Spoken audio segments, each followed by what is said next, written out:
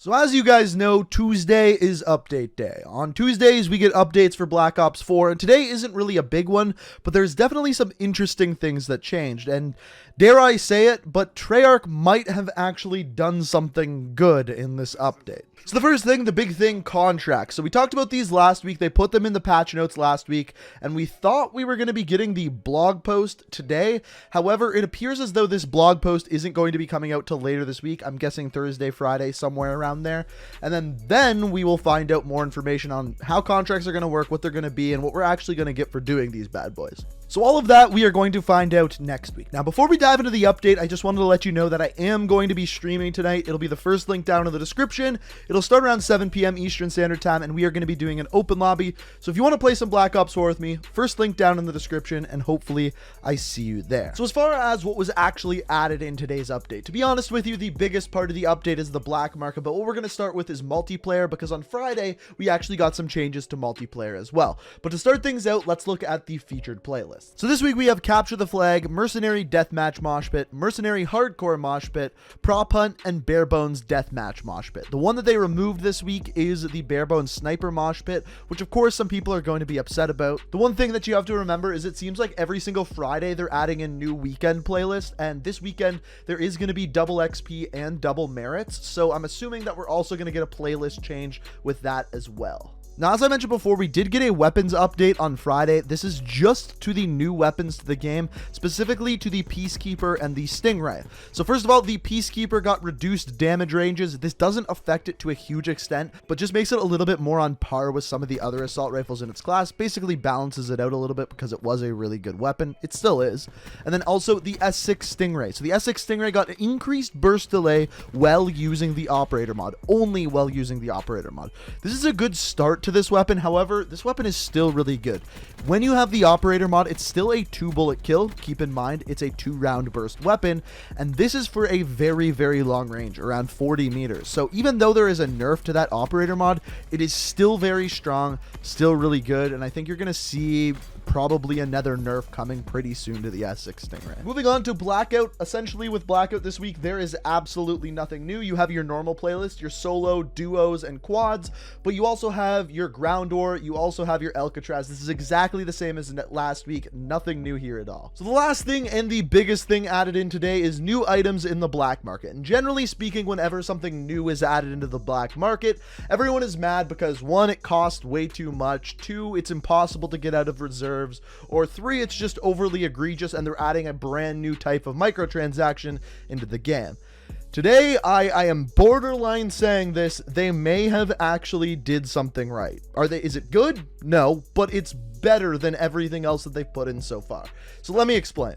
So the first new thing that they added to the black market is a skin for Torque. It's called Smoked Up, and it's going to cost you 600 COD points. Pretty expensive, and I don't think really too many people are going to care about this skin, so it doesn't really bother me that they added it in. It's a little expensive, but all in all, I don't really care. The second item they added in is Sergey, and he is of course a Blackout character, and with Sergey you are going to get a 5% tier boost. You're also going to get 4 reserve crates, which include 3 items each. You're going to get a taunt or gesture and a sticker.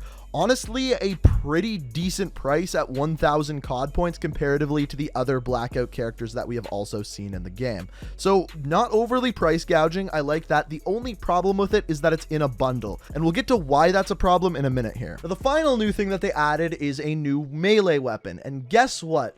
It doesn't cost $30 this time. So this melee weapon is called the Rising Tide. It's a sword, a pirate sword, and it is going to cost you 1,000 COD points, aka $10. But it comes with the sword itself, an on-guard gesture, which is basically your character playing with a completely different sword, and also 5 reserve crates. These are the crates that have 3 reserve items in each one. And honestly, for $10, it's a pretty decent deal. Now, the reason why I say it's a pretty good deal is because normally if you were to buy reserve crates, they cost 200 COD points each, aka 5 reserve crates is $10. So to get the melee weapon, a gesture, and on top of that, the 5 reserve crates for the $10 seems like a pretty good deal. Now, the problem that the community seems to be having with this is, generally speaking, 2 things. First of all, it's that all of these items are in bundles, forcing you to buy reserves when most people are sick of the reserve system and don't want to put money into it. On top of that, it doesn't allow you to actually buy the individual item that you want. For example, if you go play Fortnite or any other game with microtransactions, generally speaking, you can buy exactly what you want, whether that be a skin, a weapon camo, or whatever. You can buy that individual item. When you make it like this, you have to buy the bundle and spend more money doing so. Whereas if they were to just implement the melee weapon for maybe, let's say $250, you could just buy that melee weapon. No reserve bullshit, nothing else altogether. Not only that, is if we look back to Sergey, to get the extra 5% tier boost, you have to buy the entire bundle, which is locking it behind a paywall essentially. Now, I have a completely different problem with what they're doing with the bundles, and it's my opinion, so if you disagree with me, you can completely let me know down in the comments. This is just what I think about these bundles. I think they are so ridiculously shady that someone should do something about it, whether that's the government or whoever. Someone should do something about it, because basically what they're doing here is artificially inflating the prices of the items, for example, the sword or Sergey, by adding reserve crates to them. And the reason why I say artificially is because you get these reserve crates, but the majority of things you're going to get are either duplicates or things you don't want, whether that be stickers, weapon charms. The odds of you actually getting a weapon or a Mark II weapon or a good weapon skin that you want are like 0.025% chance, which I believe you actually have much better chances of winning a slot machine. Speaking of which, casinos actually do this exact same practice. You'll go to a casino and you'll buy dinner, and with your dinner they will give you a $10 voucher for slot machines. You go to the slot machine, you put $10 in, you pull that handle, and you lose that $10. But you saw all these bright lights, these pictures flashing in front of you, maybe you won a couple times, and now you want to put more money into it. So by essentially making you pay for these bundles, they're giving you that little dopamine hit, making you want to buy even more reserves. That is what I personally think that they are doing with them. That is my opinion. I think it's shady as hell, but if you disagree, let me know down in the comments. So that's the first problem people are really having with these microtransactions that they put in today. That being said, I do have to give credit where credit is due. It seems like they're listening a little bit, and at least this time they are not charging $30 for a melee weapon. They're charging $10, plus you're getting 5 reserve crates. Honestly, a much better price than what they implemented in the game before. Now, the second thing, and I think this is once again another completely valid point, is why weren't these items in the contraband stream? You implemented a 50 tier contraband stream with 33 of the items basically being stickers.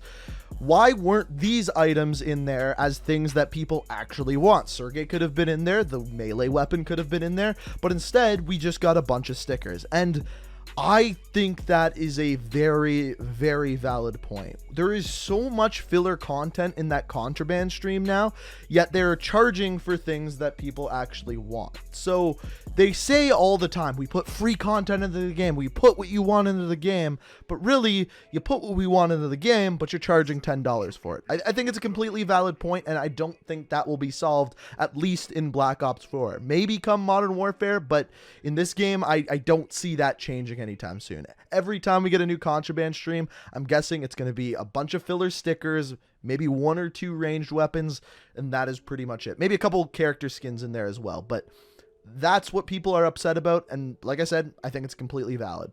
Now, I don't want to jinx it, I don't want to get ahead of myself, but this could potentially mean that Treyarch is finally listening to us. That, or nobody bought the $30 hammer, so they're like, let's try $10. That's also a possibility, but I do think that this is a step in the right direction. It's better than what we had before. Charging $30 for a DLC weapon is much worse than charging $10 with some reserves thrown in there as well. So a step in the right direction. Oh yeah, and the other thing I forgot to mention is that in the old bundle, the $30 one, they weren't even crates that they put in. They were cases. So instead of getting 3 items, you only got 1. So they are making a step in the right direction with that as well. So a step in the right direction. I like to see it. And Treyarch, if you're listening to this, I still think you can do better. I would love to see you just charge for that melee weapon alone, standalone, no reserves, no other bullshit in there.